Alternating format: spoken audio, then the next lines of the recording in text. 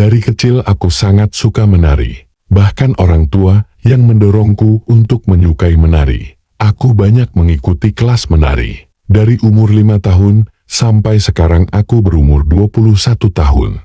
Di antara semua tarian itu, aku sangat menyukai tarian daerah. Menurutku tarian daerah itu unik, dan di setiap tariannya memiliki cerita. Karena itu, aku memilih jurusan seni tari di sebuah universitas di Bandung.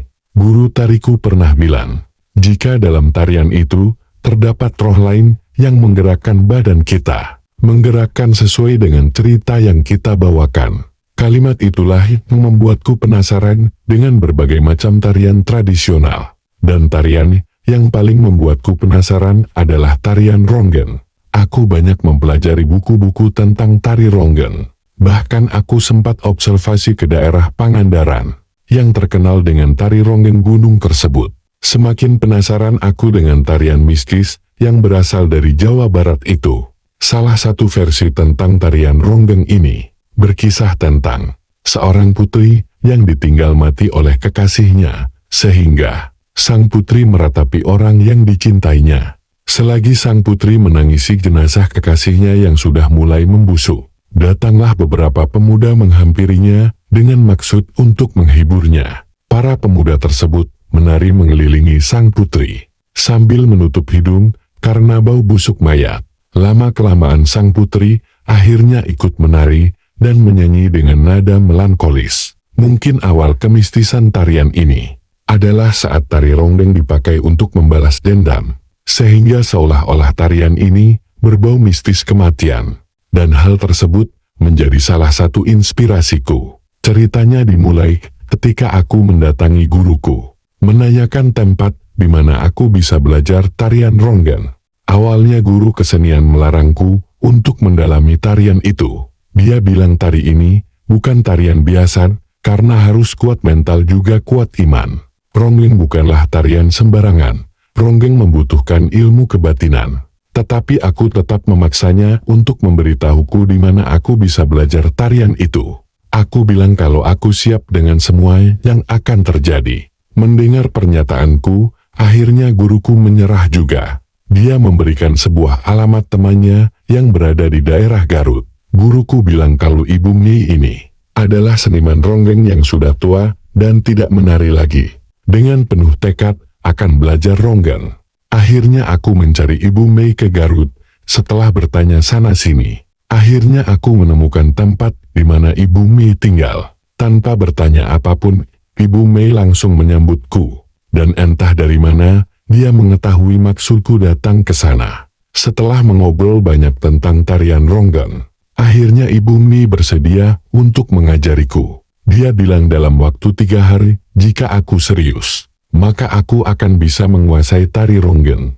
Aku pun menyanggupinya. Ibu Mei bilang kalau beliau akan mengajariku secara khusus. Ibu Mei adalah perempuan setengah baya. Di rumahnya aku melihat banyak foto-foto ketika beliau masih menari. Beliau bilang kalau beliau adalah penari Ronggeng pada masa penjajahan Belanda, dan biasanya ia dipanggil untuk acara hiburan bangsawan pada zaman dulu. Bahkan dia bercerita kalau dia pernah menari di depan tokoh-tokoh Belanda. Aku jadi semakin yakin untuk belajar Ronggeng dari Ibu Mei ini.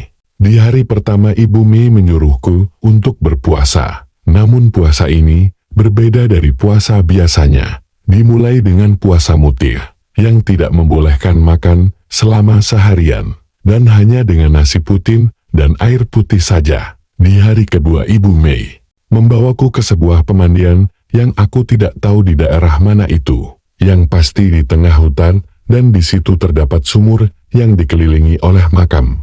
Sore itu Ibu Mei menyuruhku untuk mandi di sumur dengan bak besar yang menuju talang air, yang biasa kita sebut pancuran. Ibu Mei menyuruhku untuk mandi di air pancuran itu. Aku yang memakai handuk putih pun mulai mandi. Mandinya itu ada aturan. Aku tidak boleh berdiri dan mesti berjongkok. Hari ketiga, malamnya Ibu Mei mengajak aku ke tengah hutan pohon karet.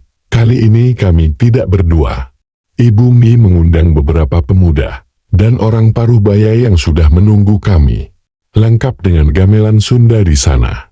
Ibu Mei langsung mengajakku menari, dan orang-orang, tanpa disuruh langsung memainkan alat musik. Aku merasakan sebuah keganjilan. Kenapa Ibu Mei latihan menggunakan alat-alat asli di tengah malam? Apa ini tidak mengganggu orang lain?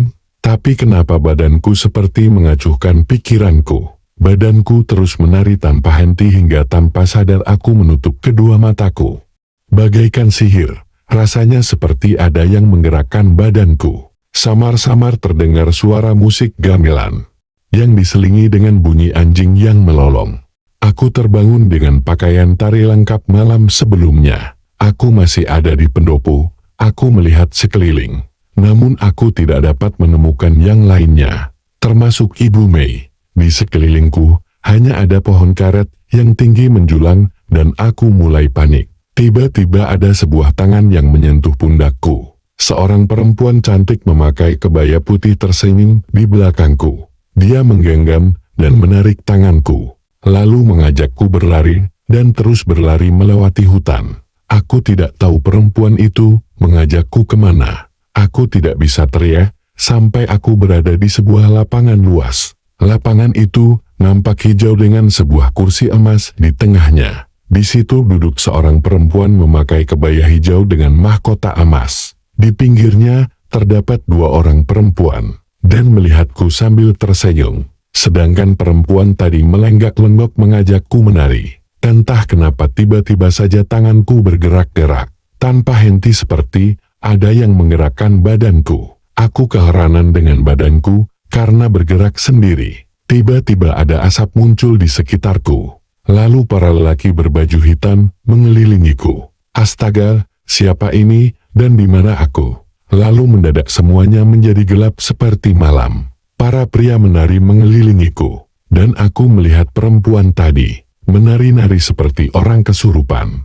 Aku tidak tahu apa yang terjadi dan di mana diriku. Air mataku menetes dan seketika semuanya berubah. Para lelaki yang tadi menari bersamaku berubah menjadi makhluk-makhluk besar yang menyeramkan.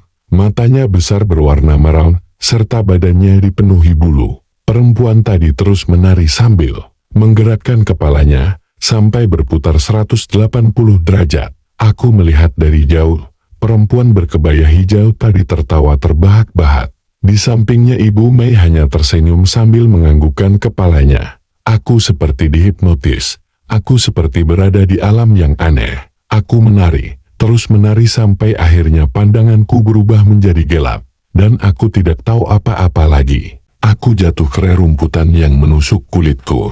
Neng Maya bangun. Latihannya sudah selesai. Terdengar sebuah suara. Mataku terbuka. Dan betapa kagetnya ketika aku terbangun. Aku baru sadar, aku berada di pendopo itu lagi. Aku melihat Ibu Mei, dia tampak tersenyum. Dia membantuku bangun dan memapahku ke rumahnya. Di rumahnya Bu Mei tidak berkata apapun. Dia hanya memberikan sebuah selendang berwarna merah. Kemudian, dia mendekatiku dan berkata, "Sudah saatnya Neng Maya pulang. Sekarang Neng Maya sudah menjadi ronggeng. Menarilah dengan itu. Neng Maya akan mendapatkan semua yang Neng Maya mau. Ini ada hadiah dari ibu. Nanti setelah keluar dari sini, Neng Maya berjalan saja lurus ke depan dan jangan melihat ke belakang. Terus saja ikuti jalan setapak. Nanti Neng Maya akan menemukan kendaraan yang Neng Maya parkir." Semuanya terasa aneh. Aku mulai beranjak dari kursi.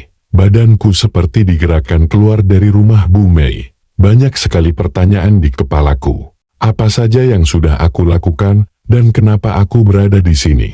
Dan kenapa aku tidak boleh melihat ke belakang? Ternyata yang aku lihat bukanlah rumah Ibu Mei, melainkan areal pemakaman yang berjajar. Singkat cerita, aku kembali ke Bandung, dan semuanya berjalan begitu cepat. Sesampainya di rumah aku melihat banyak orang di rumahku. Ada banyak saudara-saudaraku juga di sana.